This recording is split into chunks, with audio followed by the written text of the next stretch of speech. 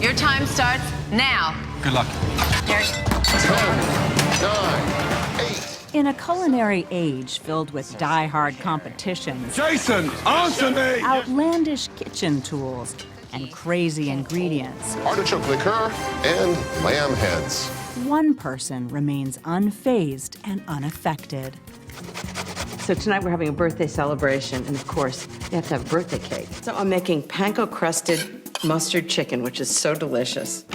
Now, how easy is that?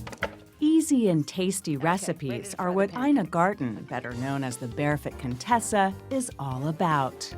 People are always drawn to these kind of new, trendy things, and you just see them and not interested. I'm just not interested. I'm really not. I'm interested in really good ingredients that you've cooked to enhance them and that you can serve to your family and friends in like a half an hour. Would you see this? A wholesome attitude that draws millions to her award-winning show on the Food Network.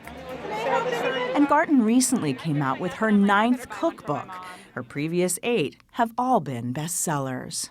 I'd like to just thank you for all the inspiration that you give me. I love you so much. Thank you. Your name is mentioned around our house every single day. Ina Garten has achieved a cult following. Even Liz Lemon, Tina Fey's character in 30 Rock, fantasized about meeting the Barefoot Contessa. Hi, neighbor. I'm Ina Garten. You know, my husband Jeffrey is away, and I've got some bruschetta and white wine open. Why don't you come over? I'm alive! But being a food idol was not the life Garten had imagined. Born Ina Rosenberg in Brooklyn in 1948, she grew up knowing nothing about cooking. Did you spend any time in the kitchen? I think it's the reason why I'm a cook, because I was never allowed in the kitchen. That was my mother's purview, and she used to say, it's my job to cook, and it's your job to study. Which she did, majoring in economics at Syracuse University. At age 20, she married Jeffrey Garten. They met when she was 15. Really sweet, kind, funny, smart, supportive, just everything you could ever dream of. I mean, here we are 50 years later, and I just feel that much more about it. Hey, what you got? I'm making breakfast for us. Jeffrey makes regular appearances on her show Ina makes the best s'mores you've ever. and played a major role in Ina's career. More on that later. In the 1970s, after getting her MBA, Garten became a nuclear energy budget analyst for the U.S. government. Yep, you heard right. So by day, you're working in the White House on nuclear policy. It still makes me laugh. It's funny. And by evening or weekends, you were diving into Julia Child. I bought Mastering the Art of French Cooking Volumes 1 and 2, and in every evening I would just work through those 2 books. And I really kind of taught myself how to cook, or I should say, Julia Child taught me how to cook. One fateful day in 1978, while reading the classified section, something caught her eye. A specialty food store for sale in a place I'd never been before in the Hamptons. And I thought, that's interesting. Right. And I went home that night and I said to Jeffrey, I have to do something different. Nuclear energy policy is not me. I felt really bad for Ina because she was very unhappy. And I said, well, let's go look at it.